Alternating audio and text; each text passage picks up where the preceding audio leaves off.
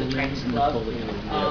I am from That I Hong wouldn't Kong, argue. so Actually, that I wouldn't I argue with. am doing Hong Kong. I know that China is very huge, and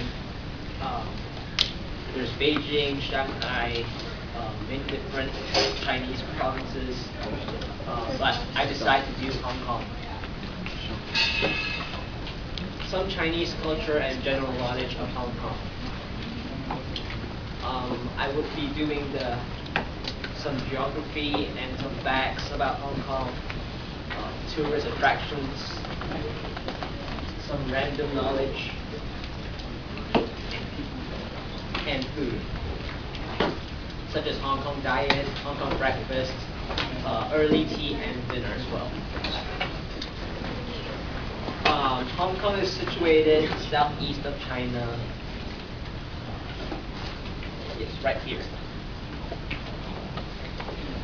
Some facts. The top flag that you see is the old Hong Kong flag before the handover in 1997 on July 1st. That is the new Hong Kong SAR flag. Hong Kong has a population of about, I think it's 7 to 8 million by now. And the capital city, there's none. We just write Hong Kong, comma Hong Kong. After the handover, some people even write Hong Kong, comma China. But I don't. The currency, the Hong Kong dollar. Languages, Chinese, the Chinese language, there are many, many dialects, and in Hong Kong we speak one dialect, which is the Cantonese, and there are more and more people who learn English there as well, so both are becoming official. And the national day in Hong Kong is October 1st. Here is one scenic destination many tourists, or in the future, if you visit Hong Kong, you should go to this scenic site. This is the Victoria Peak. It is 552 meters or 1,800 feet. You can see almost the entire Hong Kong from here. You can get up using the tram or reach it by taxi.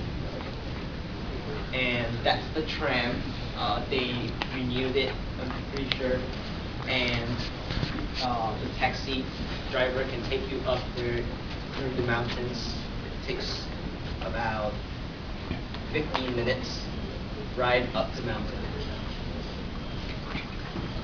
Some random general knowledge. Hong Kong driving and parking. In Hong Kong, it's different from here. It's not the age of 16. You get your driver's license when you're 18. And something you may know or may not know is that we drive on the left side and not the right. And parking space. Over here, when I came here, I saw that the parking space is so much wider and longer in length that it's hard to not park properly. But in Hong Kong, it's really narrow and tight and space constrained, so backward parking is better. It's also easier to leave anyway. And now food. I know we just had food. The Hong Kong diet, early breakfast, 6 to 8, I mean that's pretty regular. There's morning tea, which is something different. People eat dim sum or like just steamed buns, everything like that. Sometimes we consider this as lunch as well, and then there's dinner. Hong Kong breakfast is somewhat special. You could order milk tea or French toast, as shown in the pictures. More typical Chinese Hong Kong breakfast is congee, or commonly known as porridge. and it goes with the fried breadsticks or salted egg. And why salted egg is because sometimes people do not like to use salt, and since salted egg is salty, and that goes very well with it. And this is morning tea, yin cha or yang cha in Cantonese. And you eat dim sum there as shown. There's congee, barbecue pork bun, some dumplings, and some other assorted food. And at these restaurants, there are people who push carts with food, with steamed food that you can order from. And more about the morning tea. We drink pu'er or olay. This aids in digestion. It's a strong fermented tea. Or you can drink chrysanthemum or oolong tea. And at the table, it is polite that if someone pours you a cup of tea, you would thank them, and we use two fingers, the index and the middle finger, to thank them.